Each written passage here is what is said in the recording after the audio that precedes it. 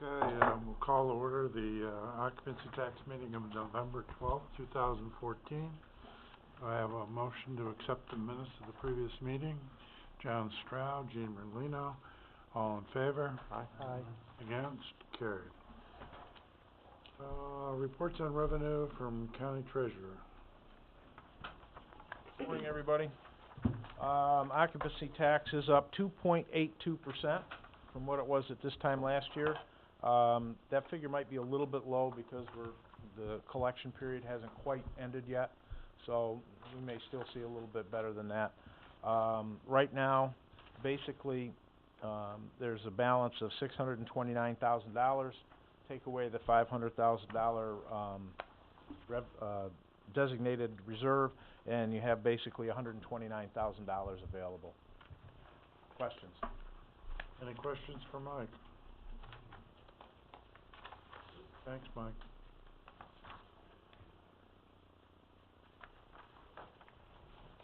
The results of the occupancy tax survey, which is conducted through tourism, which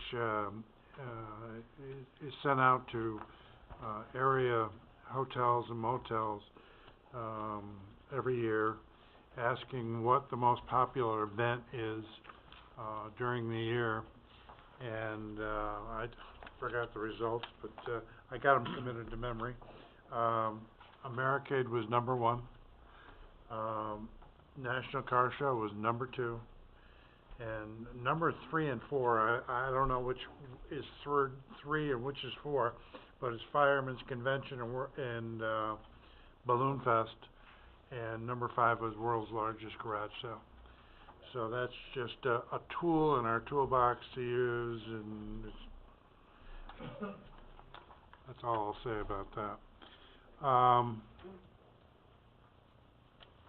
Number 1 on the, let's address the fencing for, is Fred Monroe here? Yeah. Want me to go see if he's in the room? I believe he's still here. He said he was going to stay.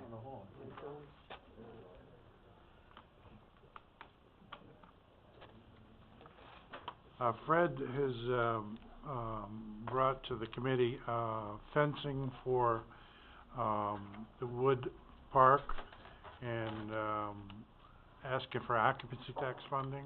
Fred, do you want to explain it? Yes, Mayor Blaze is here. He's well aware of it. But he's organized 12 events for next year. 14, okay. Every time I talk to him, it goes up by 1. But each one of them requires a fence, and we had taken the fencing out of the project initially to stay within the budget. But I think it's something that's needed, and that OCTAX is a logical place to do it. So. And we have our choice of taking out occupancy tax or not taking out occupancy tax, or paying the bonding cost, or Right. paying the whole thing up front. Over a 5-year period. So what's the pleasure of the committee? John? I thought there was a discussion on, well, some of the funding at least could come from the parking revenue. That's a possibility also, but the DPW committee has always taken the position that that money should go into the general fund. Ron? Yeah, I think what this highlights, I think, is, which maybe we can get into another part of the meeting, is that we're going to see, continue to see, I think, these kinds of requirements relating to Wood Park and where the county has responsibilities, as well as perhaps some of our other events and facilities, and that we really need to begin to think about long-term about those responsibilities and beginning to budget so that we can correctly address our responsibilities in promoting, in this example, Wood Park. Well, the subcommittee set aside $25,000 for the Wood Park promotion. So. I think if we do it over 5-year bond anticipation note, I think the payments were more like 40, weren't they? We may be able to cover the difference out of the charges for the events and the parking on site. Mayor, do you have a thought on that? The events that are booked for next summer will generate anywhere between 40 and 45,000. But then, of course, your parking lot revenues, I believe this year, we only are aware of the cash ones, not credit, probably close to $100,000. And we only had 2 events there this year. So you can imagine what 12 more events are gonna do to your revenues at that county parking lot. I mean, possibly, you know, one other alternative is some combination of the parking revenue from the Westbrook, parking lot Dennis? and Octax.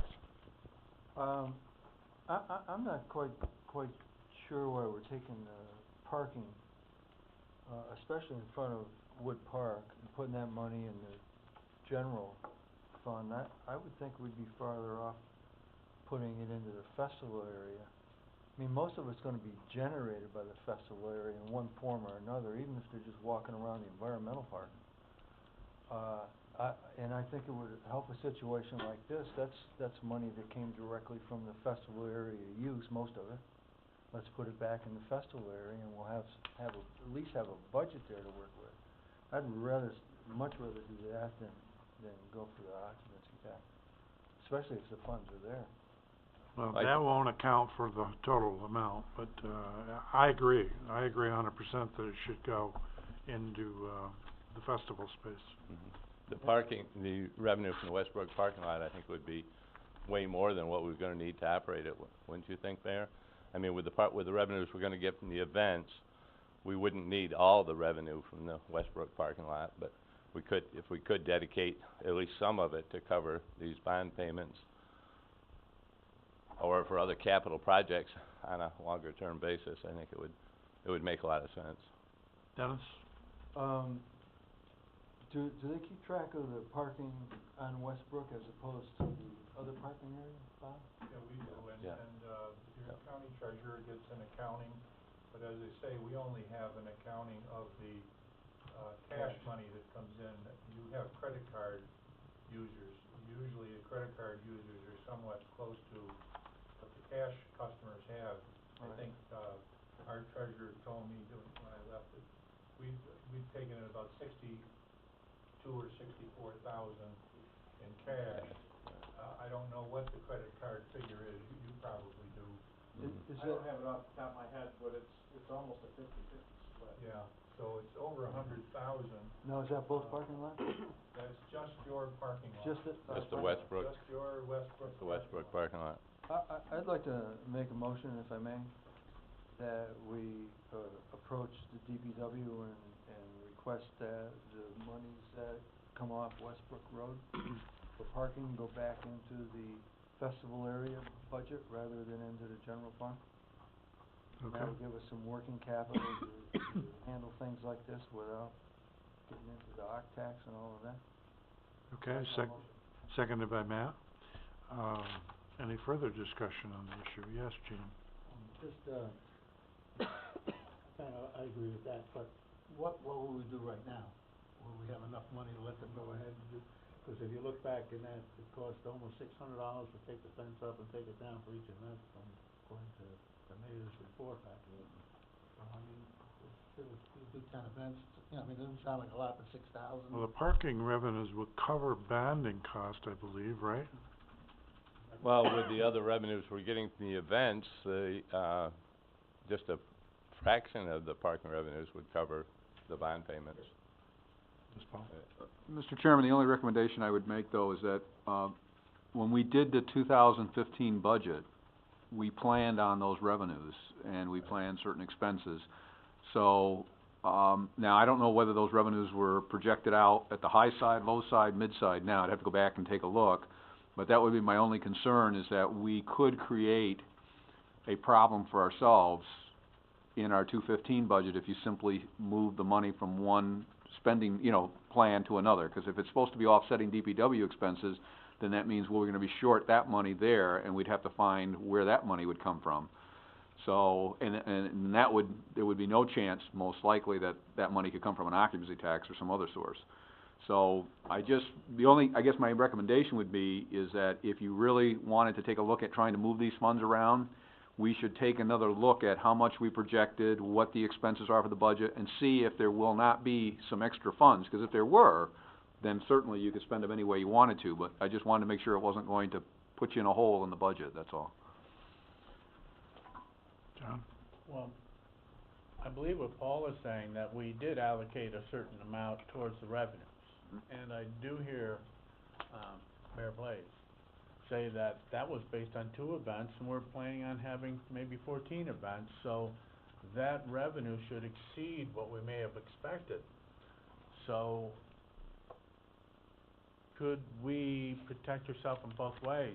Preserve the revenues that you projected in the budget, and saying that anything above that, beyond that, would go to this festival area for capital projects such as this fence.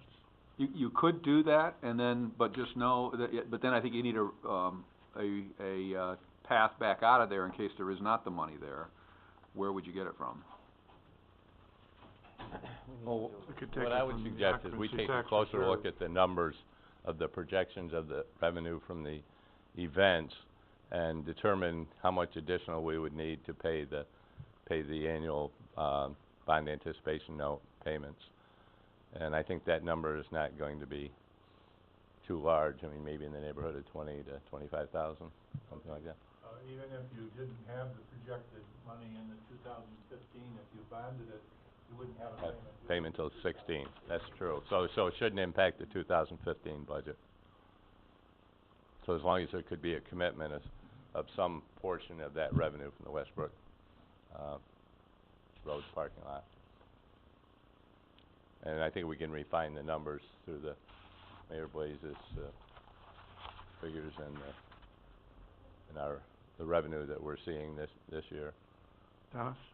I'd like to revise my motion to look into doing that and apply it to the following year, depending on how the finances shake out. Well, can we table this until we do get the information that we need? Is that maybe the wiser way to go? Yeah, we can do that. I would certainly be happy to put together the numbers, work with staff to get the numbers for you so we could actually know with relatively degree of certainty of whether we underprojected and whether there's gonna be some money there and have a contingency plan put together for you. If that's your, if I know that's the way the committee would like to pursue it, then we can chase it down and see if that'll be a possibility. I guess in one other point, there may be some bonding costs, in 2015, so that would be one cost that we could, if there is excess, in the parking revenue for 2015, we could at least cover the bonding costs. Okay, we get a motion to table by John Strow, second by Ron Conover. No discussion on tabling motion. All in favor? Aye. Against? Carried. Okay. Number 1 on the action agenda and number 3 on the action agenda are actually the same subject. Supervisor Conover has done an extensive amount of work on the accounting methodology and the Civic Center funding, and it's rather complex, so I have you pay attention to what he says, and having said that, I'll give you Supervisor Conover. Thank you, Mr. Chairman. How do they say? Where fools dare not tread.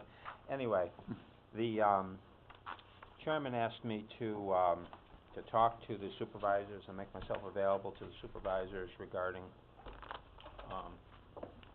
the possibility of rethinking some of what we do under the OCTAX program.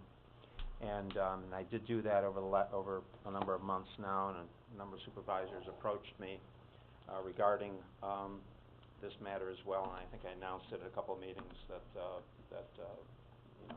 be bashful, give me a call or come and see me. And in the outgrowth of those discussions were included items like, is there a better way for the county to handle, for example, the activities funding?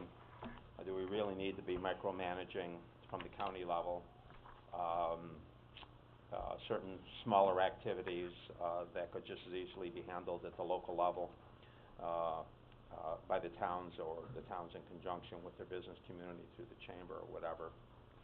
And also, what came up was an item, for example, what came up today, that the county has growing responsibilities also relating to Wood Park and the promotion of Wood Park and the activities and events at Wood Park, and that we really needed to be thinking about our responsibilities there as well, and including the fairgrounds and including the other topics. We have county facilities up beyond the farm, or possibly invasives, and that we really need to be thinking in those terms as well. And also the idea of a more targeted, if you will, a more targeted approach to this, as opposed to throwing out a big net and seeing what we pull in. And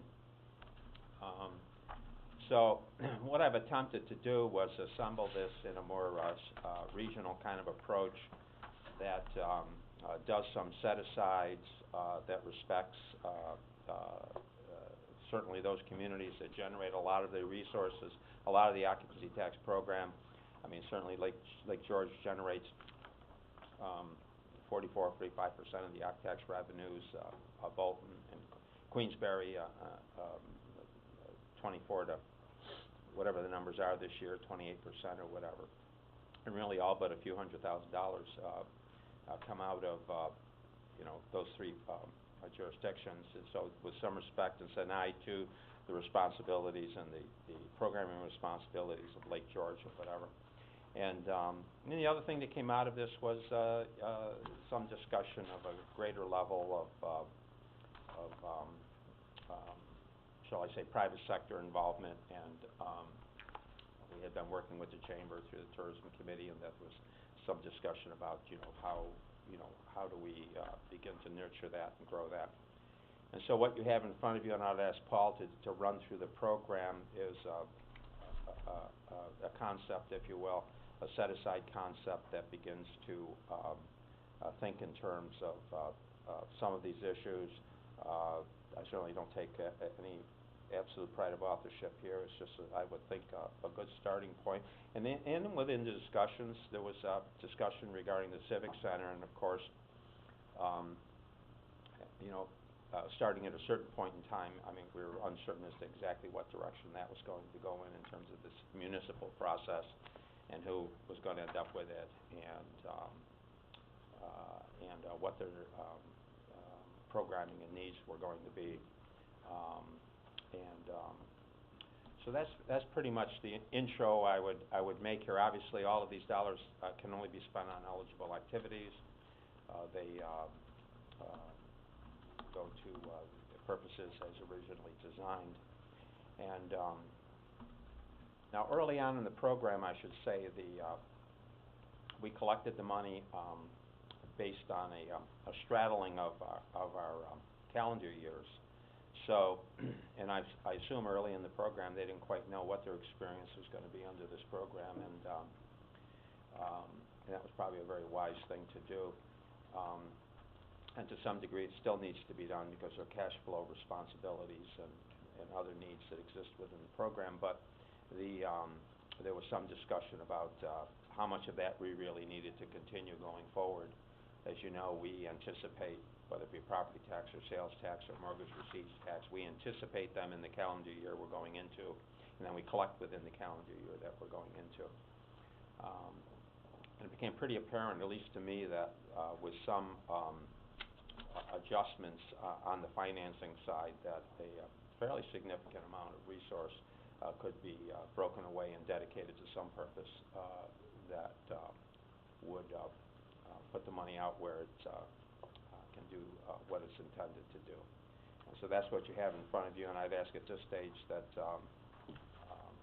perhaps the county administrator could walk us through it and talk to some of the ideas that are included here.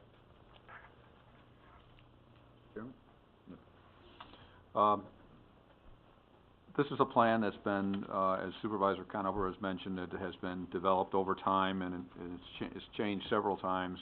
But basically, as was mentioned by Supervisor Conover, the concept that really was the genesis for all of this was there's some additional funding or matters that we need to fund, and how would we fund them, without raising taxes? And is there a way to fund these different types of things, which I won't bother go back through those items, Supervisor Conover's just listed them for you.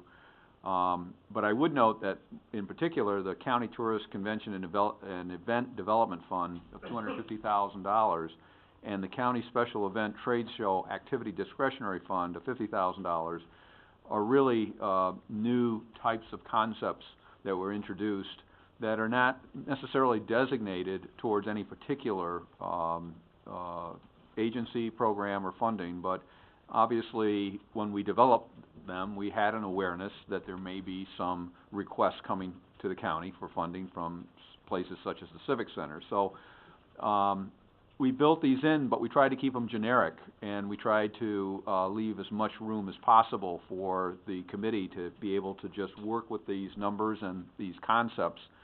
Then, and that's the other thing I would stress, is that this is really a concept plan at this point. If this was something that was of interest to the supervisors, there is a great deal of detail in working out how all of these things would work in specifics, in terms of how money would flow, how, what the rules would be on the funding, and all sorts of things. So this is basically to give you an idea, to say, hey, we did find a way that there is money available, and these are some of the ways you could spend the money if you were so inclined. So when you look at the items that are there, you have a total new expenses of $670,000. So that means we got to come up with $670,000 if you want to spend that. And there were a couple of things we looked at. One was, and going to the very top of the page, you'll look at the tourism and event budgets. We said, well, first of all, tourism has been an interesting budget. And and maybe many of you are already aware of this, but just to make sure that we're all on the same page, the tourism budget has been a budget that was built on the occupancy tax, and it was always built on how much was brought into the occupancy tax fund 2 years ago. So there was always this natural increase in the amount of money that the tourism department would spend. And the theory behind that is that they wanted to spend as much as possible of the money that was available for promotion and all kinds of activities that the tourism department engages in for the benefit of our area. So there was this unchecked, if you will, spending source of funds that would just constantly increase. So as part of looking at things, the thought was, okay, and by the way, as Supervisor Conover mentioned too, of course, it goes back to the very early days when we weren't sure of exactly what was going to happen with the occupancy tax, how much money was ultimately going to come in. There were collection issues. There was all kinds of things that were going on in the very early days. But we're at a point now, of course, several years later, where things are fairly, stable. We know now each year what we can expect from the occupancy tax. We are able even to project now what we think are reasonable projections of increase. So because of all of that, and because the tourism department itself has matured with its budget, one of the concepts was, okay, let's take the tourism budget as it was last year, like we do every other department, and what are the needs of the tourism department going into 2015? Rather than say, we're just going to give you all the money and spend as much as you can, let's just take a look at what the needs are and what your budget was this past year and build from there. So in the 2015 budget, for instance, there is an increase in the tourism budget, but it's based upon wage increases and price increases that they have expected as part of, like any other department. So this automatic, though, spending of money under this proposal would stop. It would be, you build a budget based on the previous years and what the board thinks is reasonable. The second thing that was looked at was the occupancy tax event funding. As you know, the sum there is close to $350,000 or in that vicinity. And the concept was, as well, we're getting into funding a lot of little projects that could easily go to the towns for funding if the towns in turn had funding. So the thought there was maybe what we ought to do is reshape that event funding into a new format.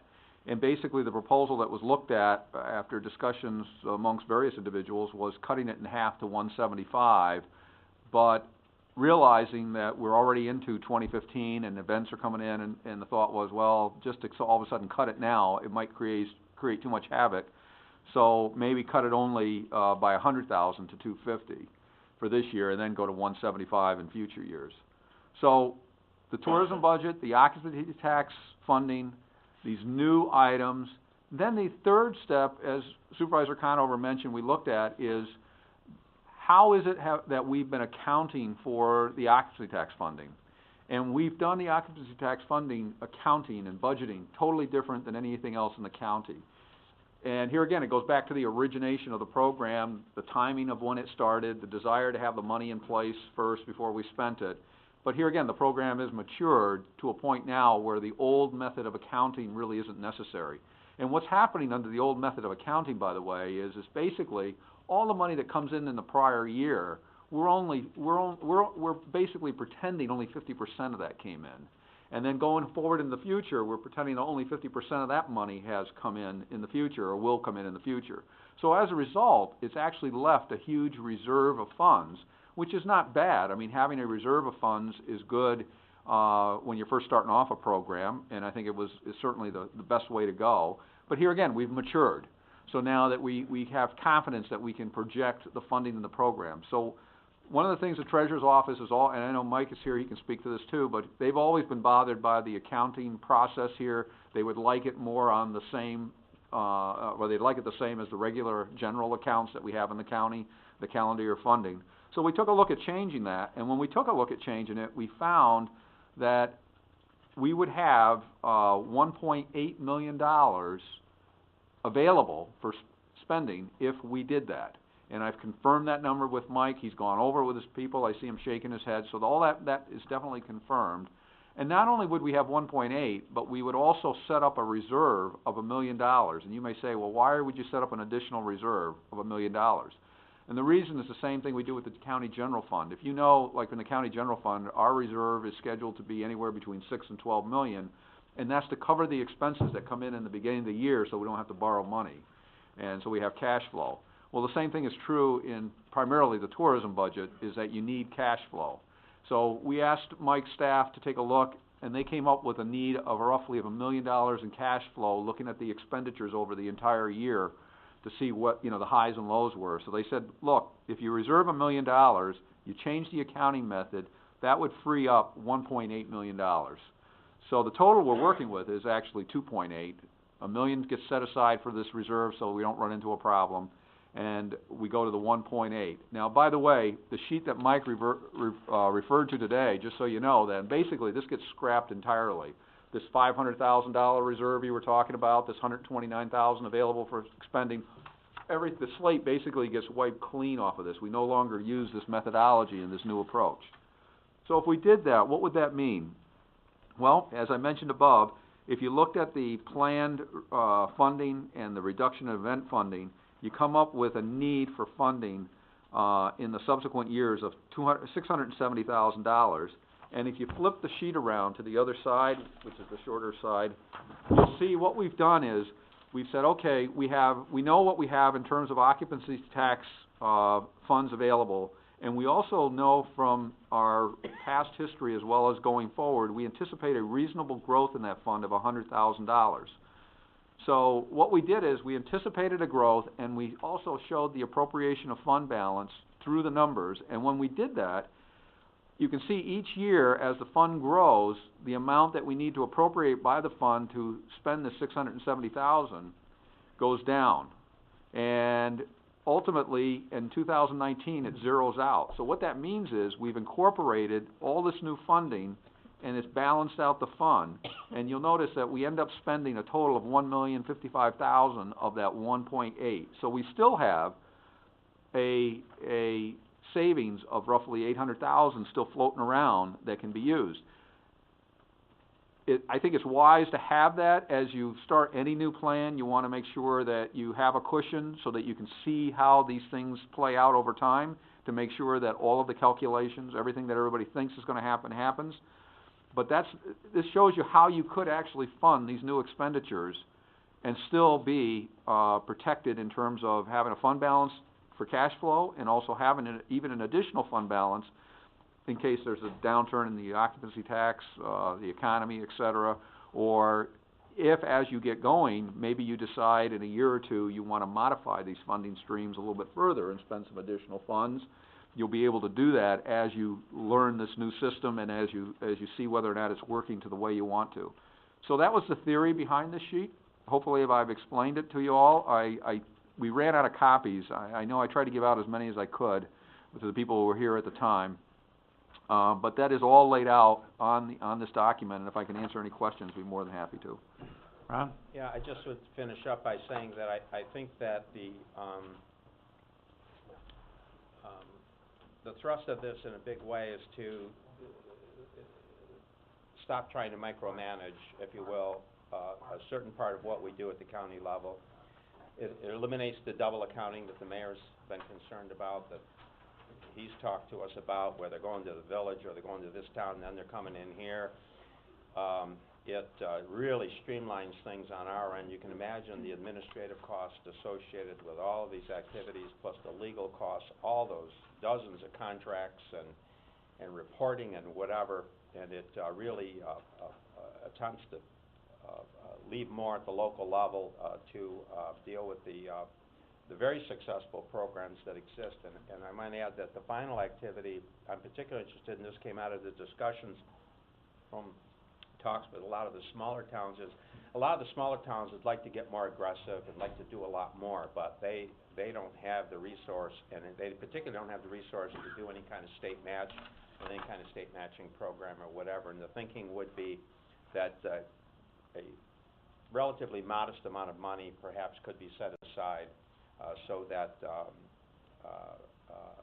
some of the smaller towns that might have an idea of something that they would want to do that would promote tourism, but has some beds and all the things that program it, to be able to come in and make application.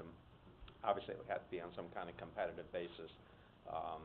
And I thought that was an interesting idea and an interesting feedback that we got from some of the smaller town supervisors. And that's pretty much it at this stage.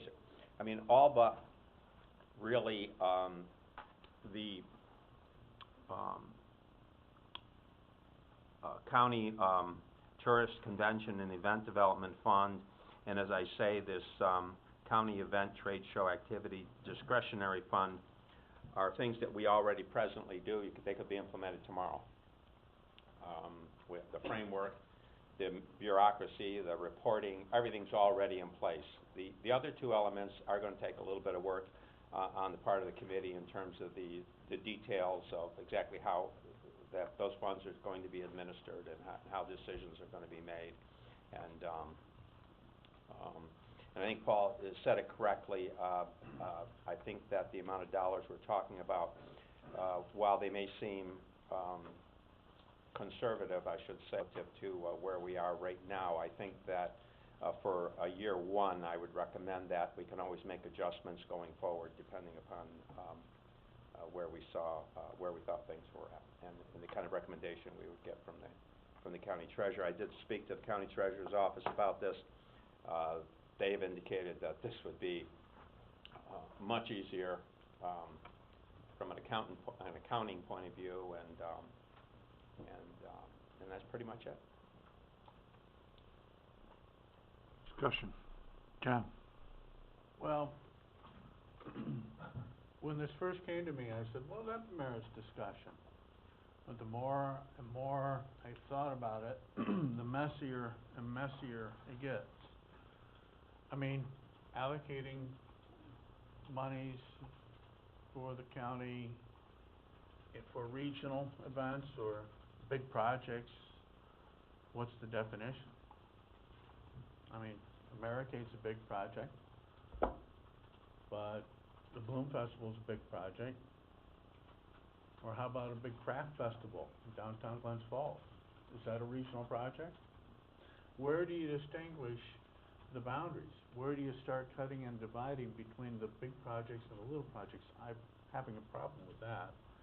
And, well, right now, we as a committee, and the county body as well, takes a look at events, products, actions that would work to promote the local or regional economy. In other words, we're putting money into that because it's likely to produce a positive economic effect. There's gonna be some benefit, or it appears likely to be. So, and that it needs this occupancy tax to make it happen. Otherwise, it wouldn't happen. So we want it to happen, and we realize that if we supplement it financially, we can help make it happen. And we all benefit, because it'll bring in, you know, the local economy, the revenues and the sales taxes and everything else that it brings in. Okay, so that's the way we've looked at this, and it has been working.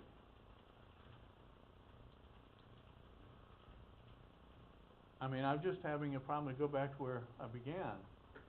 Two things: how do you define big from little, or regional from local, whatever you want to define it? I have a problem with that. Because right now, if Gene, for example, has an event that occurs in Luzerne, just to use an example, and it might be a big one, he can come to this committee and say, hey, listen, I got something in Luzerne, I'd like to see some funding, otherwise it's not going to happen. And I think we'll all benefit, especially Luzerne, and you know what, Queensbury will benefit too, but right next to Luzerne. So right now, Gene has that option to come to us and ask for that money. There's no divvying of money. Now, once you start divvying up money, we say, well, Gene, is that a local event or a regional event? Well, we're gonna define it as local. We think it's gonna take place mostly in Luzerne, and then there's gonna be very many benefits. So now, okay, where do we start dividing all this? And then, the whole other and separate issue is the Civic Center issue, and how much would we set aside for that. And there's a lot of people who want to support the Civic Center. We want it to happen. We realize it's a regional thing. But we're going into an era of the Civic Center that's not well defined. And I think there's a comfort level of dedicating X amount of dollars to that, that I haven't reached that comfort level for that. Although I was one of the first people when the city had the occupancy, the Civic Center, I was one of the few supervisors who said, yeah, well, I think we should support the city in some way, because it is a regional benefit. But then I have, you know, to add to the mix, I have, you know, Lake George Chamber of Commerce, for example, has a good business plan, needs X amount of dollars to carry that out, would be a benefit to the region. All right, well, we should look at each one of these on a separate nature, as we currently have. So you know, the longer I thought about this, the messier it seemed to get, and unless some conversation clears things up in my head today, I don't know if this is even worth pursuing. That's where I am right now. Yes.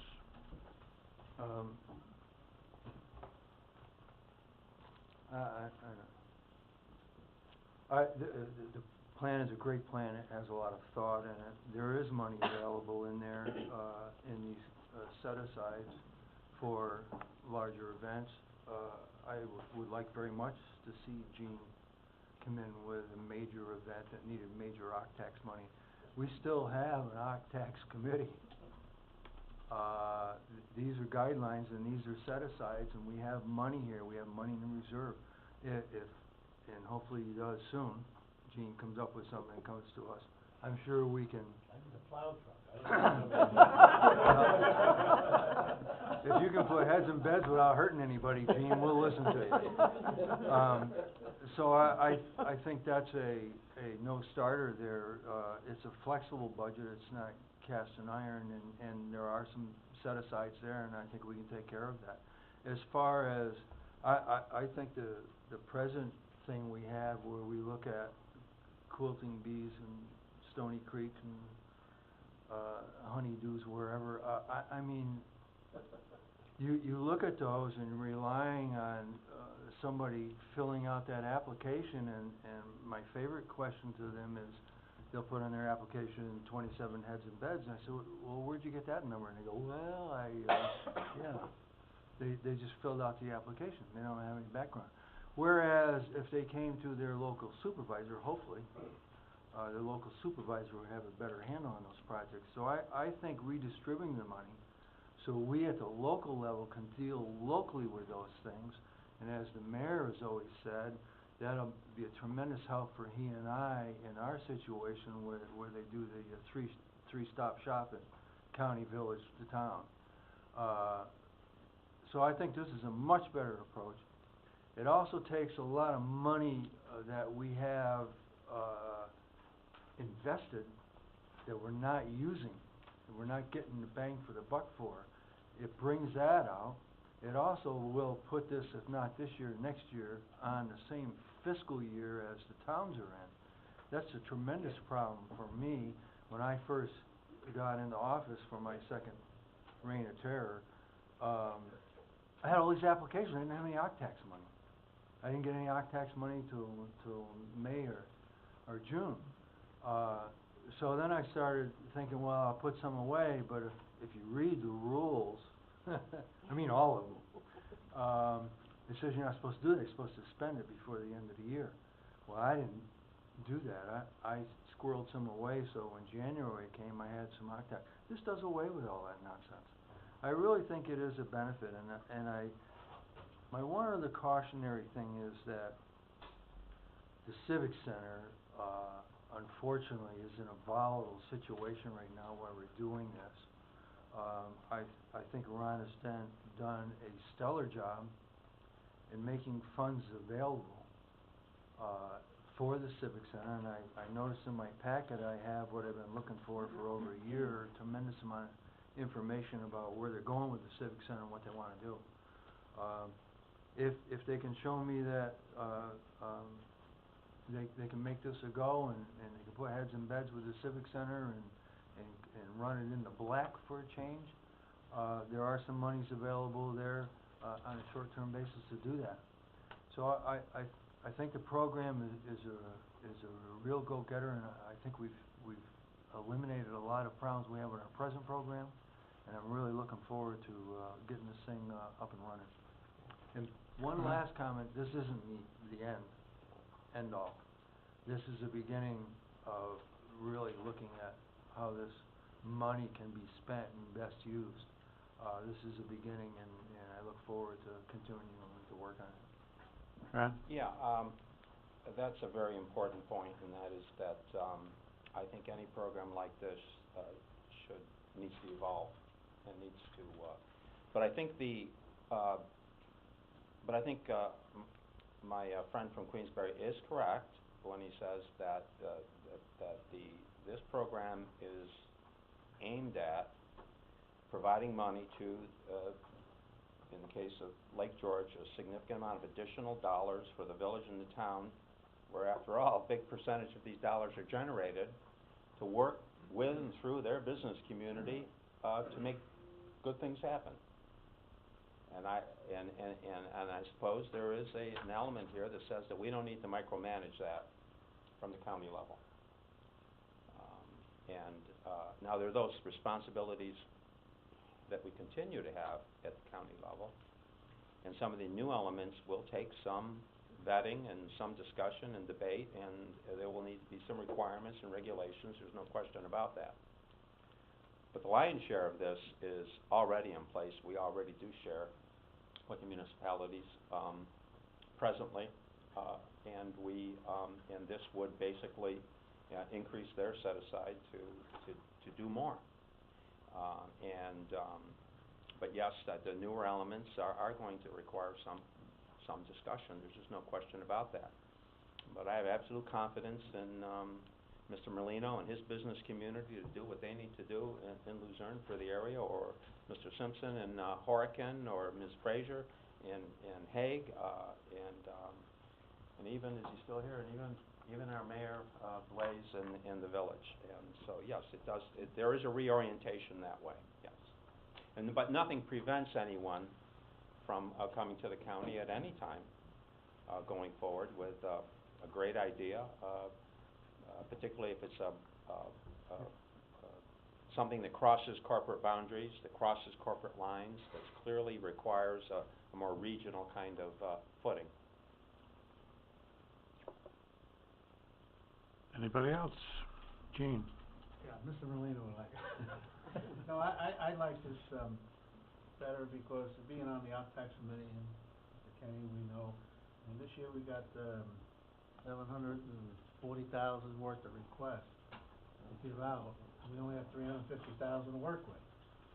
And it's tough for us to sit there and say, okay, we'll give this one and this one, and, but, 'cause I feel it's better that they go to Mayor Blaze or Mr. Dixon if it's in Lake George, and they won't go to both of them saying, well, we put 100 rooms when they go to Mr. Dixon and 100 rooms when they go to Mr. Blaze, 'cause it's the same 100 rooms. So, you know, I like that idea, and, you know, then it's a tough thing for that little committee to give out that money, 'cause then, and we're all friends here, but, you know, we get calls from supervisors, oh, you cut my project, you go, it's not easy. So now they're gonna get the money and let them, and the county will hold back X amount of dollars to do the bigger ones. And I think it's an easier working. I might also say, one of the other feedback we had was, a lot of the supervisors and they have committees as well, citizen committees that are composed of their business community, largely, that are working these issues all the while.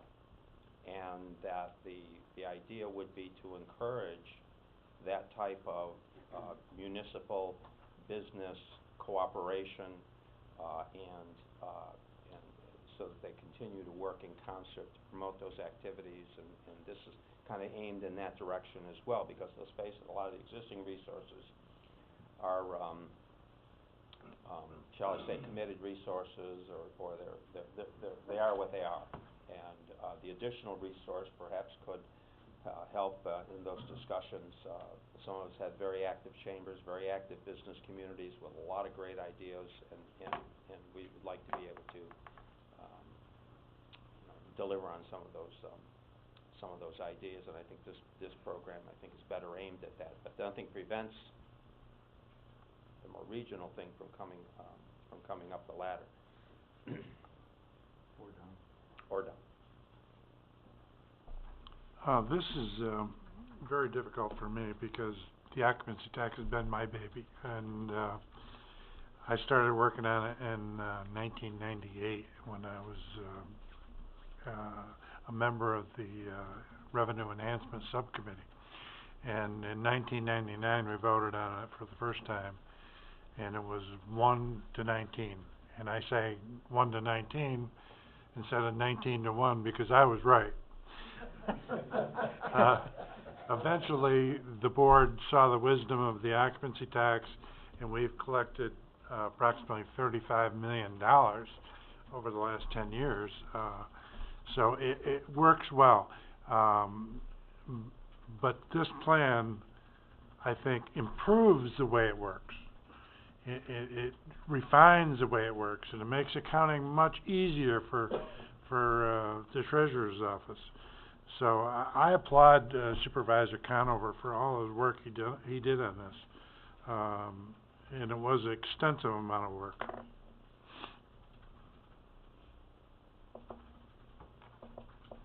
Any other comments? Well, do we want to vote on this? Let's take the Civic Center as a separate issue, because if we're going to vote on this, we'll take the Civic Center as a separate issue and establish how we're going to fund it and to what extent and how it's going to be paid out and so on and so forth. As separate. Yeah. Yes, because we may not be able to deal with all those various issues all in one sitting, because Right. we're going to have to hammer out some things, and people are going to want to have some input here, I know.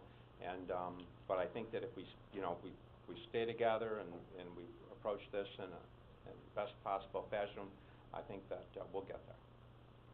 This will start for 2015. So what we just did in the last couple of weeks, giving out the money, will stay for this year, or is that going to be dropped? 100,000 will come out this year. In the way I foresee it is our job's not going to be any easier, because we're still going to have to evaluate the applications and assign a dollar amount to them, and then we draw the line. We draw the line at $250 this year, and anything under that will go to the towns. Next year it's $175. No, I mean what we just did now to give out the money for, you know, we just worked on all those applications. Are they gonna be null and void? No, Like, we're gonna do those. Yeah. Just, you know, yeah, that's what it's I'm- just, That's in motion. That- anything that will below take the place. 250 line goes to the towns. But if we approve this, other than the new activities, which we need to work some things out on, but to set aside to the municipalities, to Lake George and whatever, the thinking would be that that could take place immediately. In fact, it possibly as early as January of 15. Mark? Just had a quick question, Mr. Chairman. Is this a decision that will require a public hearing? That would ultimately be a question for the county attorney. I don't think there is one, but we will have to run it by him. I think this is just a plan of how you spend your money. It would need a board resolution. And I'll certainly, make sure that the question that you just raised is run by the county attorney, though. It certainly would go to the full board. Okay. As a follow-up, we have a number of the businesses that are here today, and I just would like there to be an opportunity for them to be able to reflect on the program, to look it over and be able to comment. So whether there's a official public hearing by law or not, I still would like that process to be done, just to get their input, so we know that they are supportive of it. My own personal view is I commend you, Ron, for doing this. I think it's a great piece of work. We talked about it briefly at one point, so I was aware it was taking place. This is the first time I've gotten it in detail, and I'm still kind of getting my arms around it, so, I'm sure that the other people in the business. Once you get your arms around, it's gonna feel real good. It's gonna feel real good. Well, I figure if you're endorsing it, it's gotta be real good, so. But my point is that it'd be good for the business community that is so impacted by these decisions, have a chance to weigh in, so, thank you. Mayor, please. I'd like to just weigh in with, and tell you that I think this is a plan that's headed the occupancy tax in the right direction. To tell you how important the occupancy tax is in dealing with these 14 groups that are coming to the festival space next year. We're competing obviously with other arenas and spaces like the fairgrounds, Scottycoke, Ballston Spa. No one was able to offer them any support other than myself in saying that you could fill out an application for occupancy tax in Warren County, and they will support bringing you here, getting your event off the ground. It's a tremendous selling point, and I don't think that as you people work through it, I think it's going to be pretty easy for you to tell who's big and who isn't. If you apply for $35,000, you're big. If you apply for $2,000 or $3,000, you're small. Send them to the right shop. And I think you also have to think about more than just us, the people that deal with it. I think you have to talk about our market that we're looking to bring here to the community. Now they're having to fill out 3 separate applications with 3 separate guidelines, with 3 separate deadlines, and appear before 3 separate groups. That's just if they're coming to Lake George. And this funding that you're giving us, we do have a lot of big events in Lake George.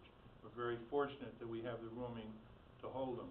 But our communities that host those events, like Americade and the car show and those big huge events, and the Hudson Valley Fireman that's coming, that's now going to use our festival space, cause us a tremendous amount of overtime and problems. And this occupancy tax has been instrumental in helping us to do that.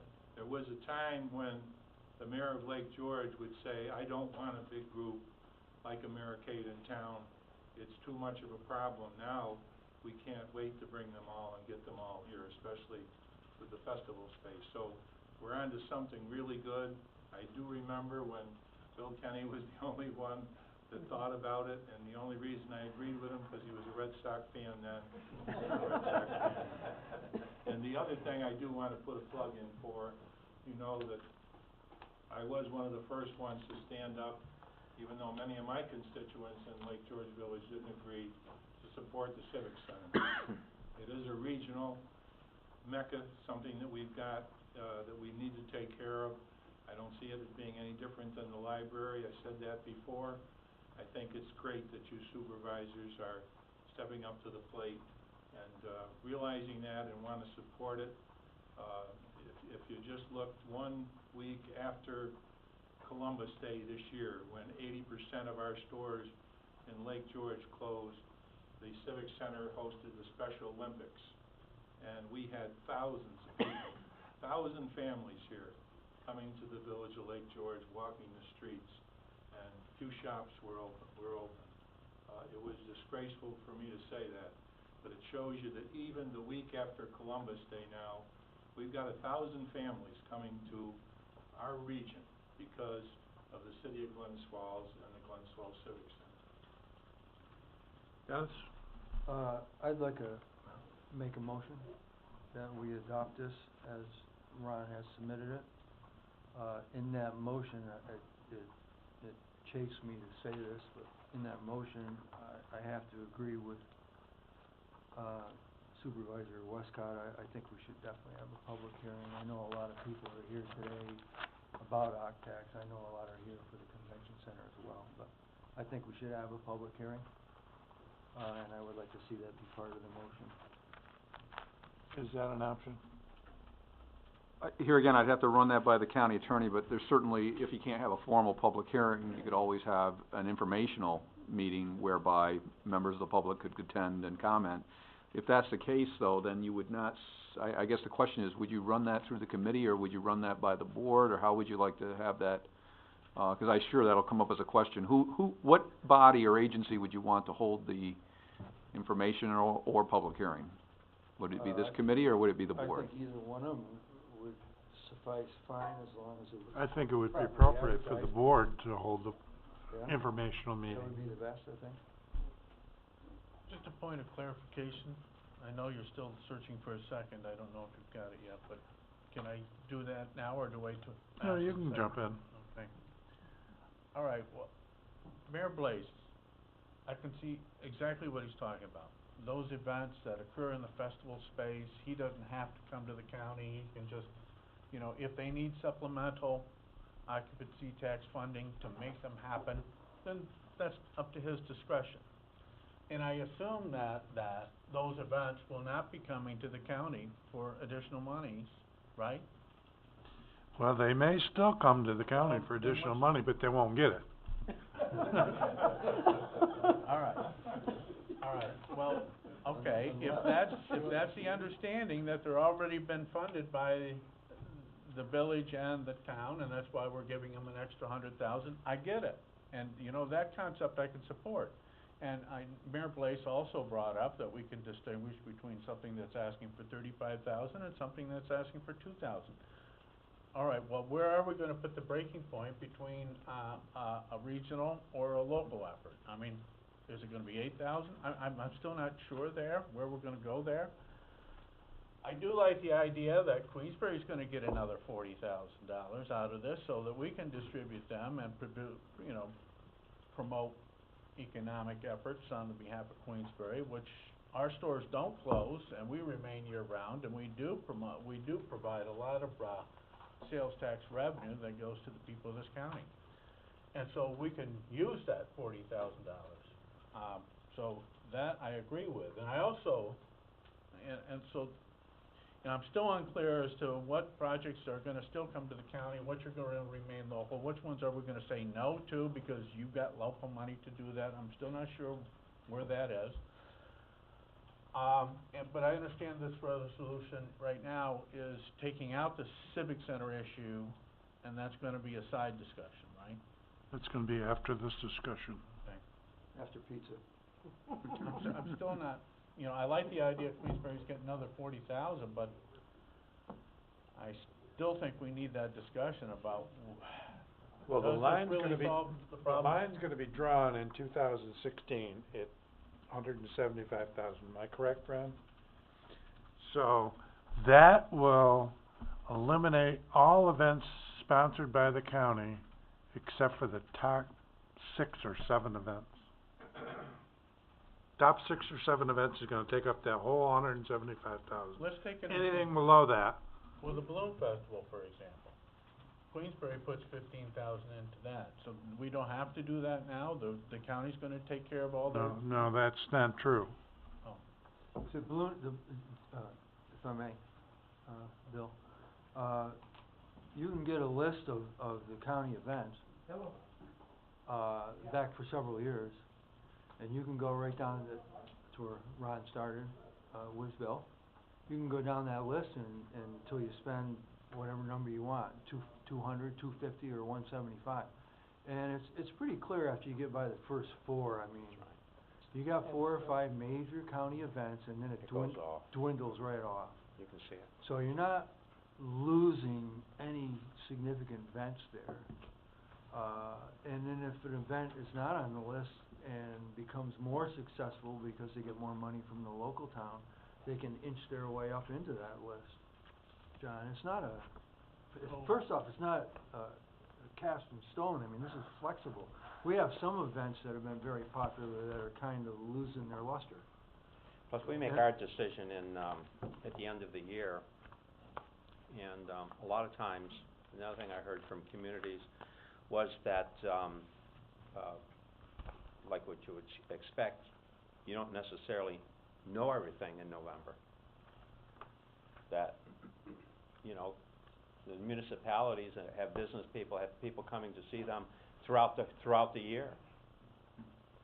And so it's not, right now, we that's another, I think, weakness of, not so much for the regionals, not the ones that are continuing year after year, but that there's this would give the communities also some flexibility as to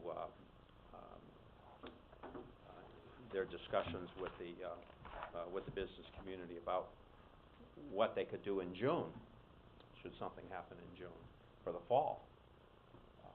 Whereas our program is, right now, is One shot and done. and done, and that might be okay for. And the other thing is, I want to emphasize is the level of effort that's required by most of these organizations to come in here for a few $1,000s. I mean, you got $500 grants, $1,000 grants, $2,000 grants. I mean, you look at that list and the level of effort that's required on the part of the applicants to do that. And then the level of effort is required because I would assume that legal contract for that $2,000 event is no more difficult than perhaps for a much larger event, but it still has to be done. All the accounting from a staff point of view. I see the head being shook yes there. I mean, you can't even imagine the amount of man hours and the cost of the overhead of doing that. It's just unnecessary, I think. Well, You wanna speak? thank you. Well, so the Americade doesn't change. They're still gonna go to the county and the town. Well, they don't go to the town now. Yeah, they do. Americade? Oh, not Americade, the Balloon Festival. The New York State Public High School Athletics Association basketball tournament does come to the town and goes to the county. That's your decision at the town, though. Yeah, but, I mean, I was just saying, well, if it's gonna be a regional event, and the county's gonna fund the regional event, then I just tell them, you gotta go to the county, because I'll take my less than $2,000 events and fund them. Well, John, not to be telling you. So, no, my point, Dennis, is still cloudy as to what's gonna be what, I mean, in my mind. The town, I'll tell you right now, the town funds, Americade. We have, and we will continue to do so. It's a county event. It's the biggest event we have. The county puts $50,000 in it, we get $43 million return on that event. The town participates. They come in and they have some special need, and we take care of them. And you're still gonna be able to do that. We're just trying to weed out the whole afternoon, listen to 200 people tell us about their. That's it. Yeah, I I'm not could so use sure a that's gonna happen. second I know of my motion.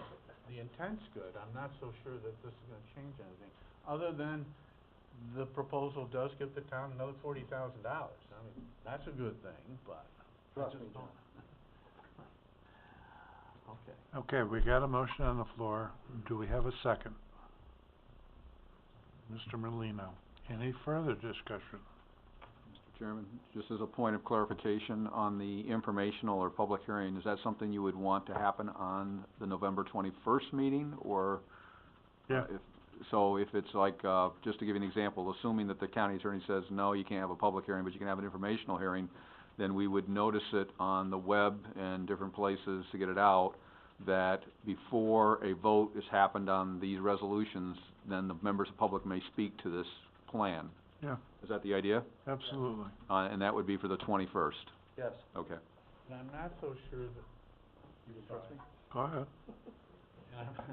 and I'm not so sure that the people are here to speak to this first resolution. Yeah, I got the feeling that they're here to speak about the next discussion. right. Dennis? I beg to differ. Well, okay. Late night phone calls and early morning phone calls, I've discussed this in great detail Me with too.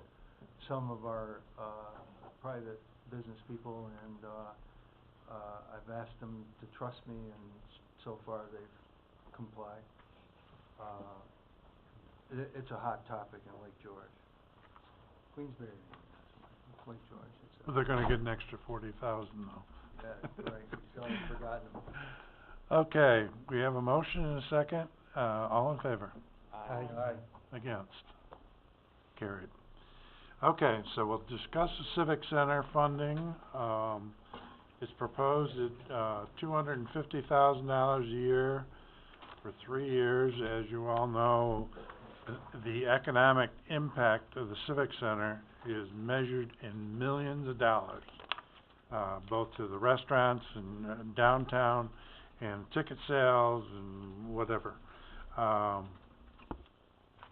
We have with us Nick Caimano and Doug Kenyon from the coalition, and I won't put them on the spot to answer questions, but if they want to answer them, they can, or they can carry it back to the coalition for an answer. The distribution of the money, how it'll be distributed is a question. So we can open that to discussion. Dennis? Bill, I'm very pleased to see all this information. I know I've been away for a few days. This is the first chance I've had to see this. I would like an opportunity, I assume, have an opportunity to review it before I make a decision. I would, I know we've been here a long time.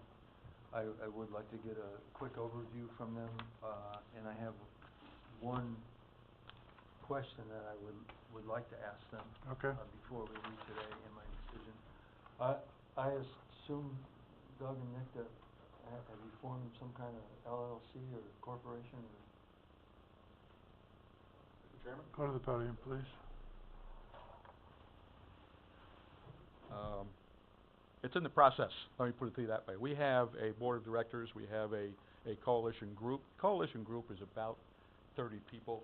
The board will be 15 or less. It is formed. It is not, I would not say that there has been a board that has approved it yet, but it will happen. And the reason for that is we have to decide, we're trying to keep it public. So we are going to work through the foundation to do that. There was a question, and we've had to answer that question. There was a question whether or not we would have to form a new 501c3, and the answer has now come up this morning, as a matter of fact, before we came here, that we probably do not. We can continue for some period of time, and that period of time is as long as the city of Glens Falls has title to the building. As long as that happens, then we can continue to work through the foundation as a 501c3. Save the Civic Center Foundation? Yes. The Glens Falls Civic Center Foundation has been established for 10, 12 years. About 12 years, yeah. And you can come here too if you want, Doug. I want to tell you this, though, that John, you talked about regional a couple of times. One of the things that came up this morning was impassioned plea by one of our very strong, business members of our community, who wants us to go back and look at, Paul, I'm sure you'll love this, go back and look at an authority, a regional authority, that in the end, that's probably the best way for the whole thing to work out. That's 5 years down the road, and it'll take all of that 5 years, I suspect, to even do something like that. So, do we have an organization? Yes. That organization put together that piece of paper, or those pieces of paper that you have. And we'd be glad to answer any questions that you might have, as long as we can.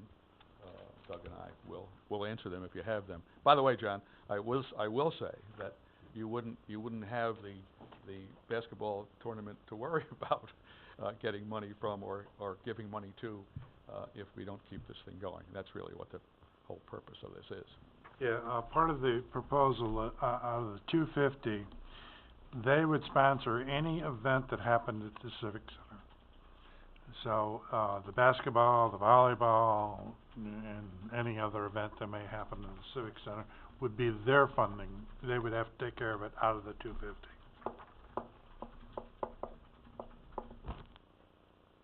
Yeah, and I might add that, and I think that Chairman Garrity made it pretty clear, I think, at least to me, and I'm sure everyone that spoke to him about this, and I concur that obviously they're going to need to apply and tell us what events. As we move forward here, we're going to need to know. The basketball tournament is a good example. But there are others, so that we can do our due diligence in terms of making sure that whatever activities they would otherwise have been eligible to submit for, right? I mean, We have applied. you know, and I've gotten that far. Okay, so it's attached, and I haven't had a chance to review it, but so we're going to need to go through that, and we're going to need to look at that and evaluate it just like we would any request. Well, I had a telephone conversation with John Stroud last evening, and after I hung up, I got to thinking about what he said, and I tended to agree with him.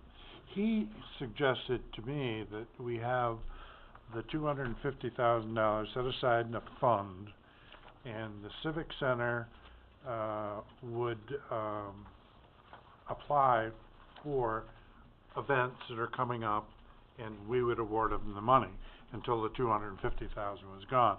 As long as we didn't have a reimbursement thing, because they have a problem with cash flow.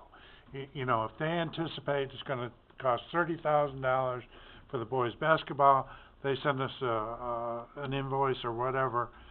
We need $30,000 for the boys basketball. Boom, we pay them the $30,000. Then they supply us with the receipts. So I agree with you, Jen. Well, and I agree with that too. So say that again. We would apply each time there's an event. We would put an application in, like the basketball tournament. Well, I wouldn't think you need an application, but you know, just a simple letter of information. Oh, okay. It's not that you want us to fill out that form again every time. And you draw off that pool of $250 until it was gone. But you have to apply for it. You have to apply. Right. Well, the one is the application for now. The one we just gave you, in which there is a list of 4,526 events that are going to occur. What is that? Does that? You mean you want as each one comes up, we apply again? Yes, Okay. I'll just like bring it everybody forward. else. Well, but we've already filled out that application. Well, you filled out, Well, I would agree with him, I'm sorry? I'd agree with Nick, that's kind of cumbersome. You're trying to eliminate I cumbersome wouldn't stuff, think and now they you're need an an idiot. application, just a simple letter Oh, that's explaining. fine, yeah. I just want to make sure what we're doing, that's all. So we're saying that, And it would come before the committee for approval, that's all. Yes, Rachel? I just had a question. I know I've mentioned it both to Ron and you, Nick, and maybe one of the ways of addressing John's concern here is, you know, we sit on a lot of different committees, and, you know, I'd like to know if it's even feasible, perhaps, this is a large amount of money, and you know, each year, is there a way to have, you know, an advisory member from the Board of Supervisors, or perhaps coming up on a regular basis and reporting to the committee, I know I don't see the mayor here, but I know prior complaints that I've heard from people on the committee has been a lot of money's gone into fund health, but yet, you really don't know where it's going or an update on things or how it was spent or trying to get that information. Is there a way maybe that we could facilitate that to be a little more effective? Absolutely. By I that representation? I could see someone from the Civic Center, whatever that organization is, come to your, monthly economic development meeting as part of the answer. This is economic development, this is what it's all about. We could come there and answer questions then, and talk about it. I don't know what the board would prefer, whether you want somebody on. Or down here, at this advisory or committee. I like Nick's idea of coming to the monthly meeting and saying, we've got the boys' basketball tournament, we need $30,000, This is how it's going. I mean, really, it's a large amount of money, so it would just be great to have that update on how it's, how it's being spent and make people a little more comfortable with where it's all going. Yeah? Yes, sir, yes. I'm, maybe for a point of clarification, are you guys gonna own the building, or do you own the building? No, not for 5 years. It is a lease option to buy. Okay, and then We are leasing the building, and that's really what the request for the $250,000 is for. The Civic Center on average, over the last, 4 years anyway, has averaged about a $600,000 loss at the end of the year. Well, interestingly enough, parenthetically, there was a news story last week that shows exactly one of the reasons why that was happening. The Global Spectrum, for example, was getting a bonus on a very low, how am I going to say, goal. The goal was $1.4 million, because that was close to what the gross of the Civic Center was at the time. The problem was it didn't have any hockey team there then. So as soon as they got the hockey team, that gross went to $400,000. So between 1.4 and 4, that bonus was being paid for all these years to Global Spectrum. That's legally, yes, but it shouldn't have been done. Those are the kinds of things we hope to eliminate, and we think that we can. In fact, we know we can. But While Rachel was talking, said we don't know what the city is getting the money for now, but what are we giving the city now, $90,000, I think? 99. Eastfield? 99,000. Every quarter, we get all of the vouchers of where that money has been. the city supervisors get vouchers. City supervisor, yeah. But, I'm just thinking that you've got a organization now that is trying to make a go of it. It would seem as though if they had the flexibility to spend that money, if they had that whole $250, for example, in their account, it makes their finances look better. And they could do the same thing. They could give us a quarterly report and say, hey, I spent the money this way. I don't see, one of the things I was going to say later on when we get into this, but that is one of the things we could do. We could also do something, and I haven't talked to anybody about this yet, except Doug on my way over here. We could eliminate certain things. We could determine that the funding would be used only for certain things and not for certain other things. We're trying to have a netting behind us, frankly, so that we can, if we get close to that 600,000, which we do not think we will, as you can see from our business plan, we expect a loss the first year, but it'd be nice if we had the net behind us.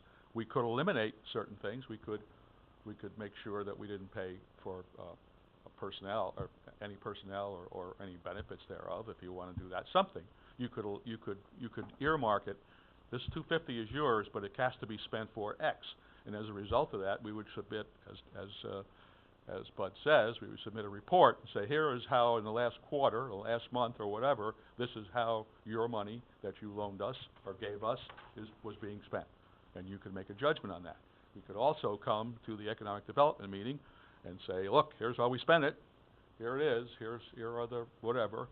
And we just want you to know that here's how the money is being spent.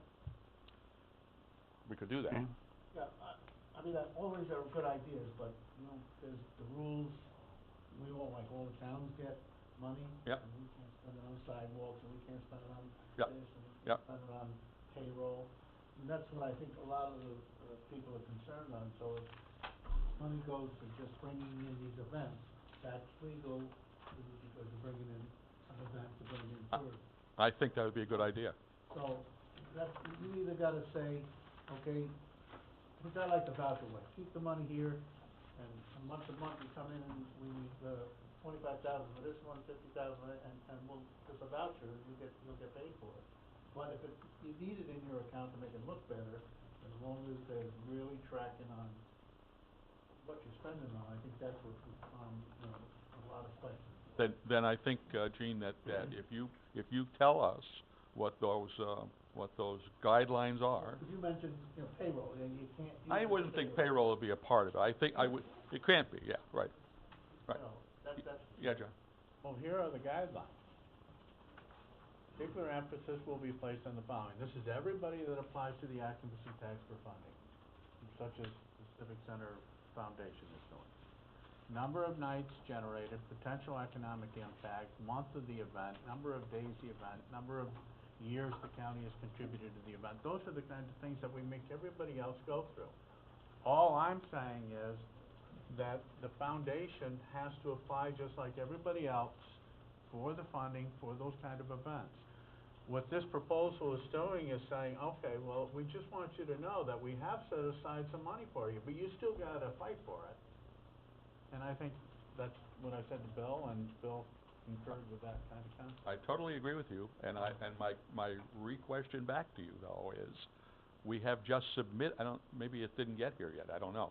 We have it. Oh, got there. We have submitted that. So now what you want is a release that we're actually doing it? Yes. What's Why wrong would with we that? not do it? Why would we not do the things we have already booked as events? Because we make everybody else. No. Do Why it. would the Civic Center, having told you that we have 18 events which are already booked, the hockey for X amount of nights, the basketball, the band that's coming in April, they're already booked. Why would we not want to do it? America is booked, the Bloom Festival's booked, many other festivals are booked. Yeah. I mean, just because they're booked means that we can just give them the money? No. Oh, okay. No, but we I guess we're not communicating. We submitted the report, the request to do, we submitted it. I'm looking here, I see something that's pretty vague and not very focused. It's got a whole list of events that we've been booked. Yeah, they have a whole bunch I of see the list, yeah. Yeah. I don't see the arguments. Okay. Kevin? Well, you and I will talk about it later. I mean, I read over their, plan, and I read over the application, and it looks like they've already submitted for the event.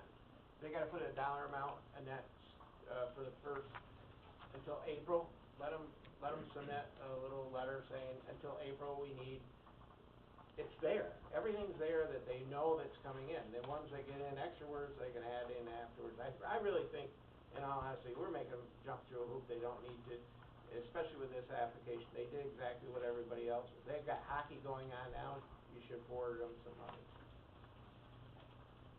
Okay. Dennis?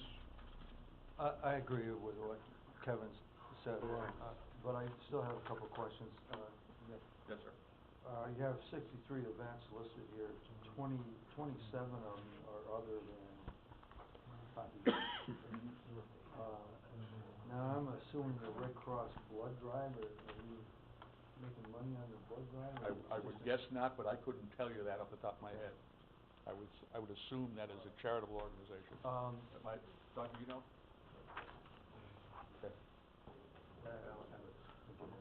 I would think so. In some of my original meetings with the mayor, I was quite taken back by the contract to have with Global Spectrum. During your spiel there, I kind of dozed off, but in the back of my mind, I heard you say Global Spectrum. Their contract goes through April 2016. Currently it does, yes. And what are they getting between now and then? They're getting the same contract that was signed by the mayor. How much is it? Oh, it's a variety of things. I can get you the contract if you'd like to see it. Well, he had some figures there. I mean, Global Spectrum never brought in enough entertainment Well, that was my problem, is Yeah, that they never brought in enough entertainment to pay their bill, let alone make a profit. But they, because of what happened, that is, because the contract was signed, and then sometime there, it was signed based upon, if you reach a certain goal, beyond that, you get a bonus. The goal was set too low. A year and a half later, when they got the hockey team, all of a sudden, these guys are making a huge bonus. We are working right now, as we speak. Someone is talking to them, and we will attempt to renegotiate that contract. I mean, if you look at that contract, I mean, they didn't live up to what their contract was. If you hire somebody to bring in events and for 3 or 4 years, they don't bring in enough events to pay their bill. They brought in enough. Go ahead, you can answer that question. You were asking about the fees, I don't have the exact amount rewritten, but it's about $100,000 for $105, I think, for the management fee, and then $100,000 or maybe $105 for the bonus. So it's 2 parts, so it's roughly around $200,000 a year when you count the bonus. But it's half of it's management, half of it is bonus. I can see where they would qualify for management, usually. But the bonus is ridiculous. It's being worked on as we speak. Good. That's what I wanted to hear. Ron? Yeah, I mean, I think what we're hearing here is, at least in part, is that there's a caution, that's new. I think everyone wants it to be successful, but that, like many things, the devil's in the details. And I think that it might be wise at this stage to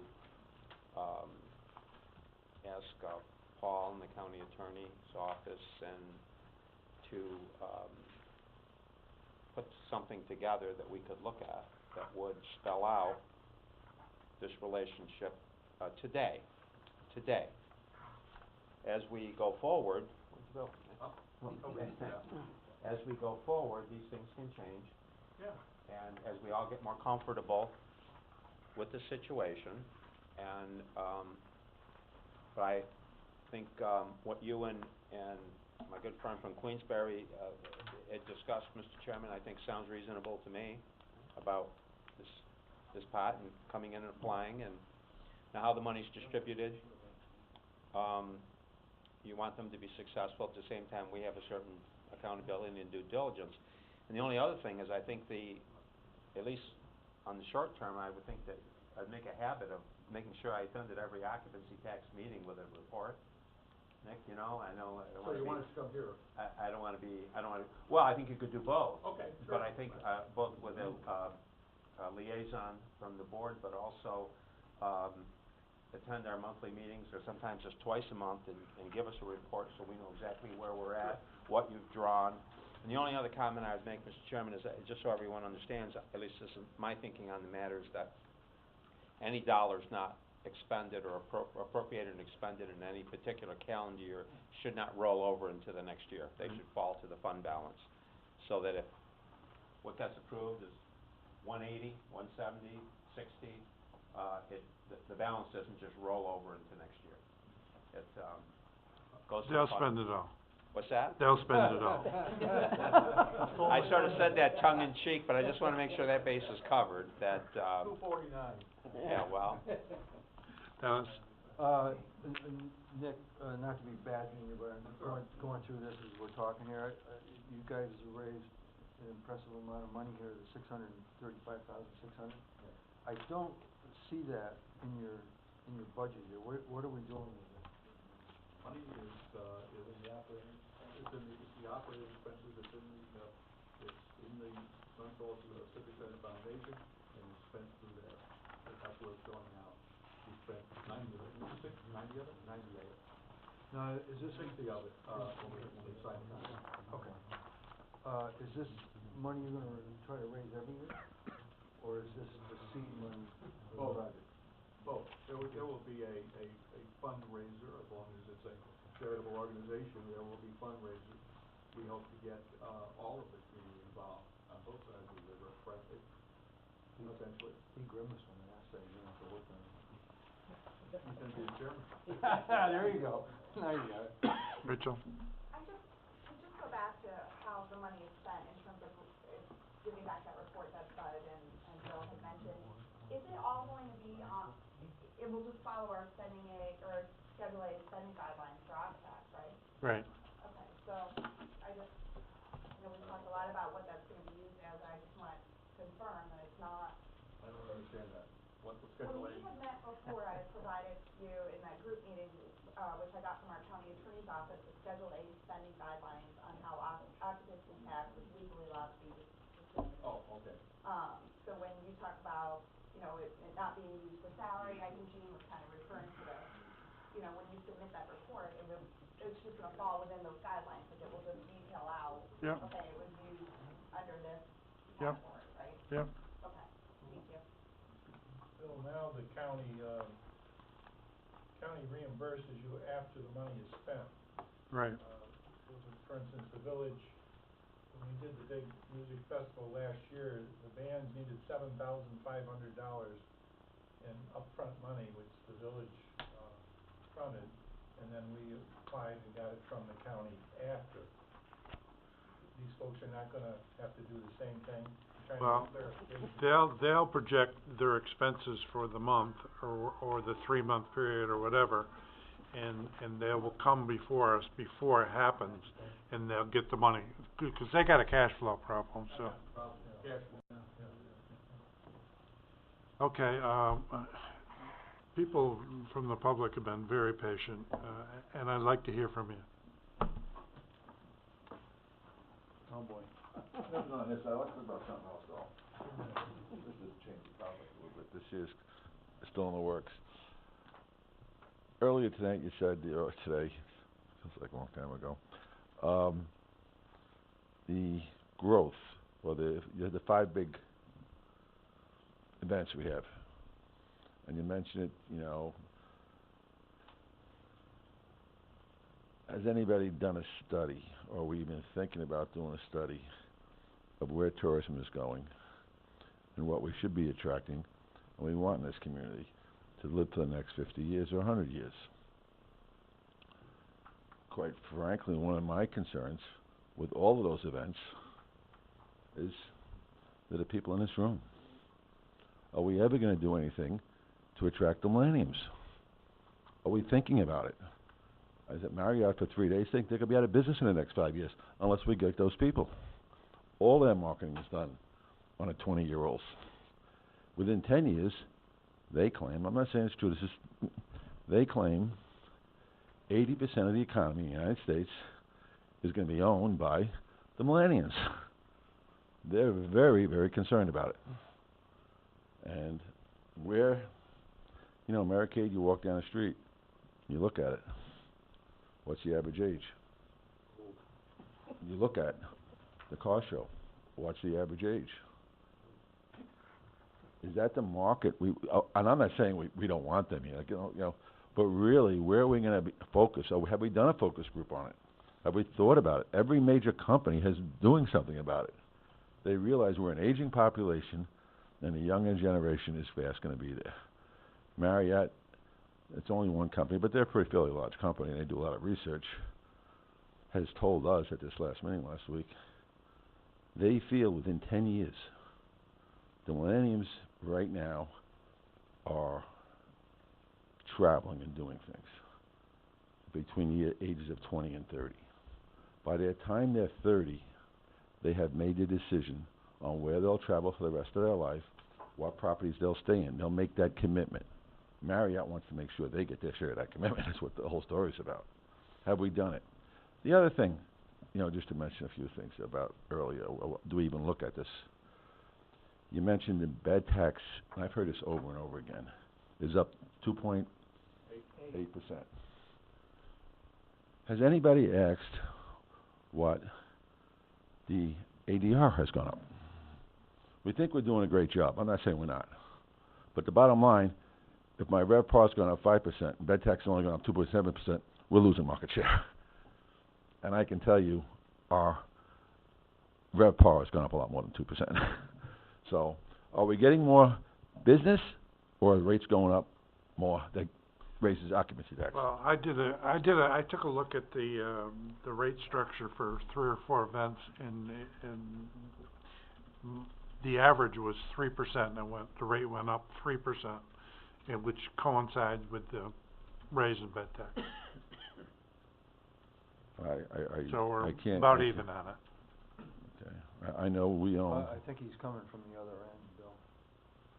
Our RevPAR's gone up quite a bit more than that in the last 10 years. I mean, they're raising, and they're not bringing in more people, they're raising their rates. Yeah, well, the I'm average up to $230 a night. At the major Burning Village, it used to be about was up 180. 3%. So it's a lot more than 2%. But maybe the people you spoke to, that's what you got. I don't think anybody in the hotel business, and one of it's the hotel business, the rates have gone up drastically in the last 10 years. It's the nature of the business. If you look throughout the United States, the RevPAR has gone up. And you see, in a hotel industry, you have RevPAR, and you have ADR, and you have occupancy. The number that really counts is RevPAR, revenue per available room for the year, for the 365 days. Especially in this area, because quite frankly, the RevPAR for July and August is ridiculous, but for the rest of the year, it's nothing. So you have to really look at RevPAR. And that's not occupancy and not ADR, average daily rate. The average daily rate in the summer is $260, $270 for me, and in the winter it's $50. But the RevPAR is the RevPAR. How much does that one room produce for 365 days?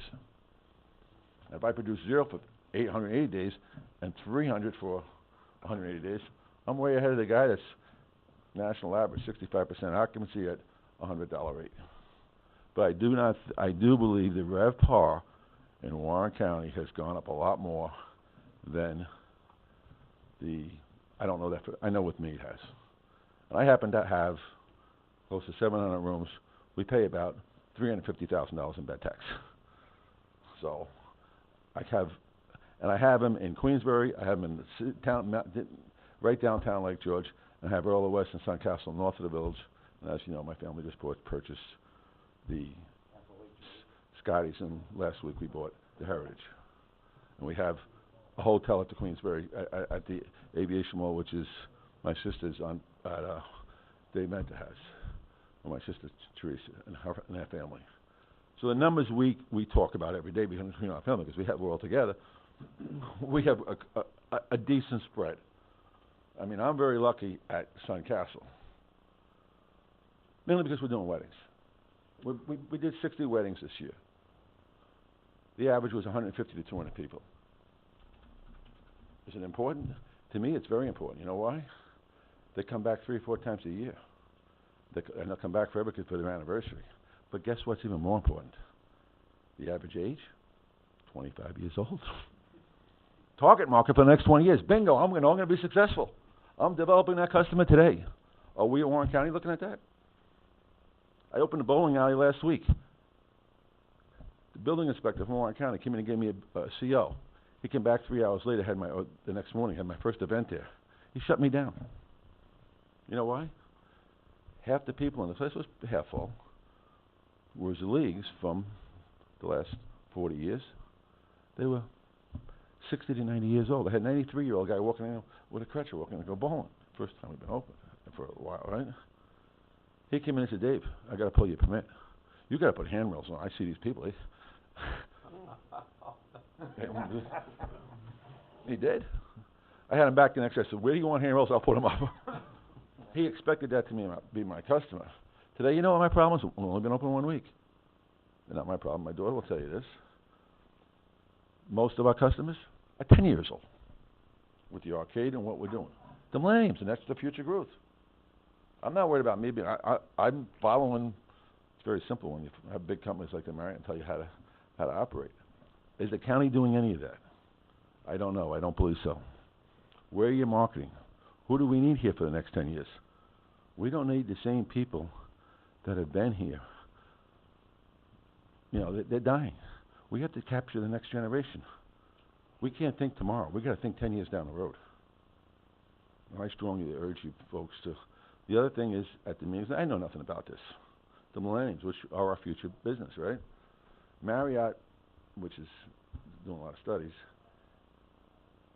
to get a green certificate, which I don't really know much about it, the green building and all this, right? For the engineering and the paperwork is $200,000 for a hotel. And one of the developers got it, and that's why they don't do it. Well, Marriott says, guess what? We're offering you our program. We'll get you the green permit for $50,000 rather than the $200,000, because we know how that important it is to the millennials.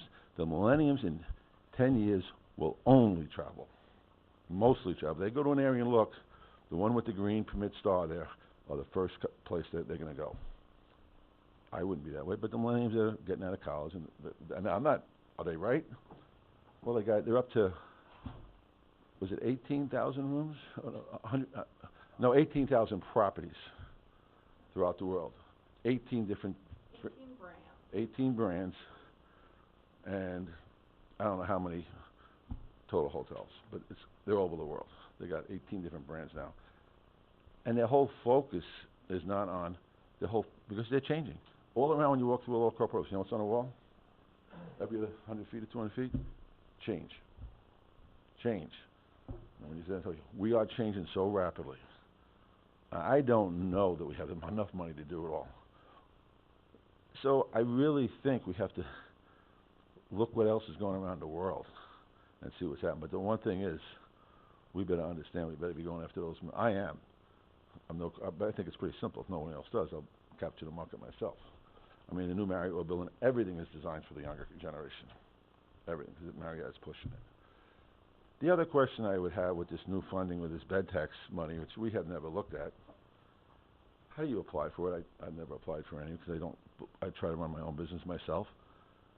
But I'm looking at the opportunity. All I hear is heads in beds. Well, when we say younger heads in beds, but heads in beds. Two, I happen to be one of the only outlet malls. We raise quite a bit of sales tax. I have a budget of approximately about $200,000. I think the Strip has a budget of over $500,000. Well, we do diligently spend. And I've approached the county, and I've approached the tourism board. How do we get money? Well, first of all, do we qualify? I think we qualify because we spend a couple $100,000 in Canada bringing Canadians down here, and they have to stay overnight in order to bring the clothes back to Canada without paying a duty on it. They're required to spend at least 24 hours in the United States, minimum 1 day. I can guarantee you by doing that, all the Canadians that come into town that come shopping, and we get a lot of them right now, are staying in hotel rooms. They're paying a lot of sales tax. And all I wanted to do was say, look, take some of the bed tax money.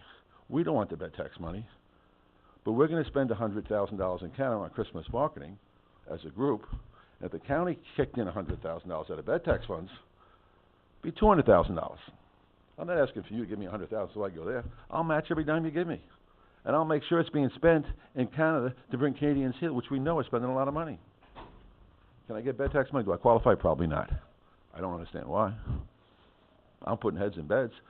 Those outlets producing probably right now about $70 million in sales. A lot of sales tax money. And a lot of bed tax money. Because everyone, and if you talk to your stores in Lake George, my hotel rooms in either, or between wherever one you want to choose, we probably were up 25% this year with Canadian business. And I'm going to guess the village was probably up 25% in Canadian business. So we're spending that money, and I can't get money from and I've talked to your folks down below. Budget's taken. I talked to John Stroud about it. We don't have it in our budget. Here we have a major company in town that's spending a lot of money bringing people in here. We don't want to help them. And they're not asking for the bed tax money to do the marketing. They're willing to chip in. We got our own fund. But I'll tell you what, we can double the impact by keeping more money in one pot and spending it up together rather than diversifying. That's why I'm not too crazy about this. Giving a little bit to this town, giving a little town. This is what we do with bed tax. I think if we put that pool in one money, we can do a lot better job with it, but that's a whole other game. Those are some of the issues. You folks are all doing the best you can, but I really think we better think about the future. All this discussion is about the next 2 years, next 3 years. We're missing the boat.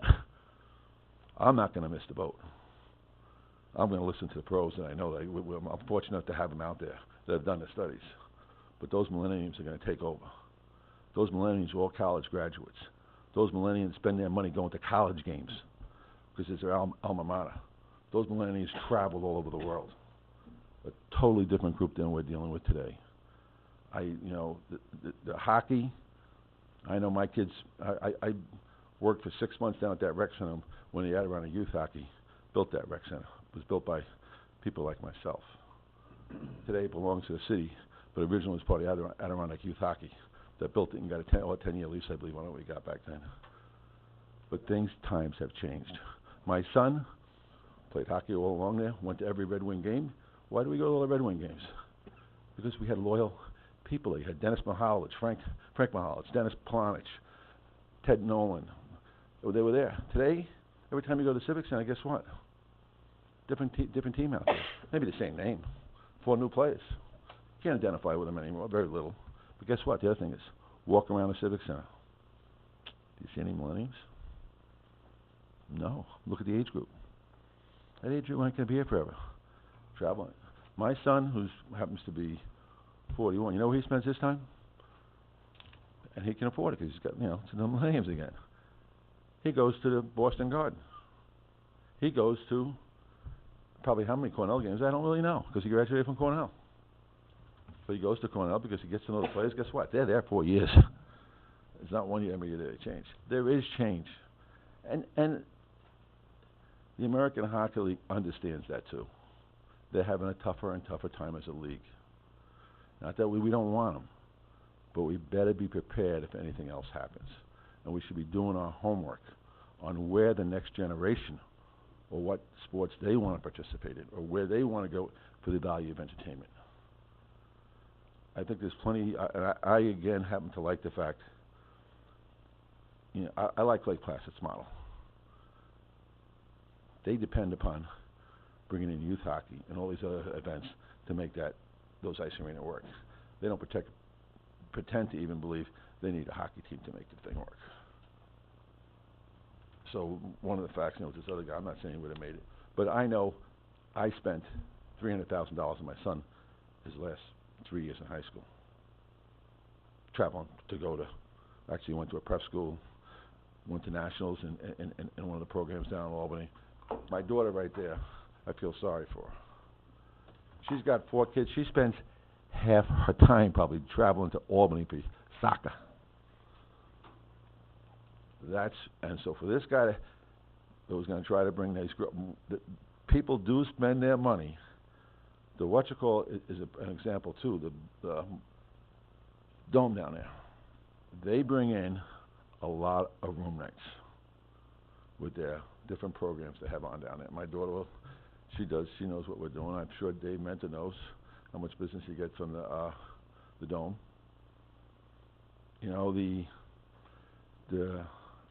The event down in Saratoga, the canoe and what was that? The regatta. The regatta brings a lot of money to this community. I know that for a fact. I'm not saying the Civic Center doesn't. The Civic Center, the big event they bring in is the basketball tournament. Again, that's a youth program. The Civic Center could do more of that instead of modeling everything around. I mean, I had Church of God. We all had Church of God at one point in time. They stopped coming here. You know why? The Civic Center couldn't give them the dates because of hockey. I think the Red Wings at the time made the playoffs, and they were worried about, we make the playoffs. They can't take 10 days in the Civic Center. We'll have our hockey team here. These are all issues we just should be looking at. I think what you're doing here today is great, but I think we should look at the longer-term picture. What do we want to happen? That's all. I have a few other things, but I don't take notes. I don't speak very well, but I am concerned about the future. Thank you very much. David, appreciate it. Any other members of the public want to make a short comment?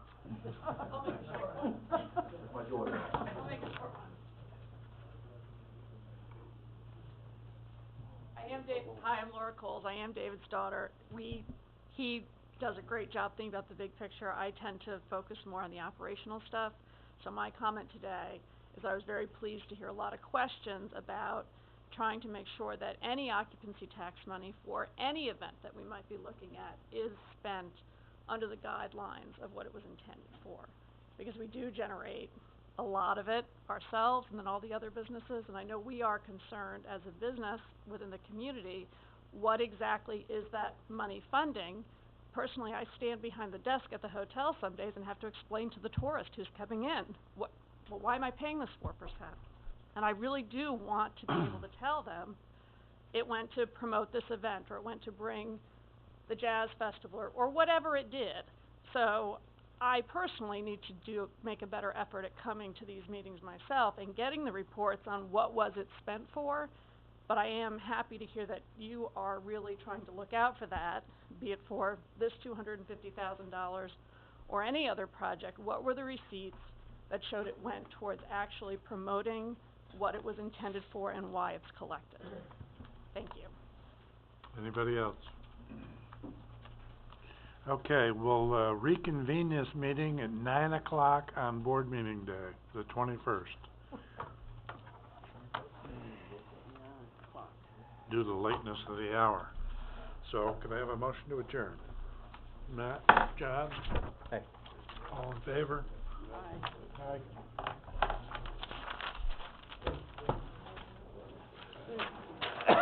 Board. Okay. Board meeting.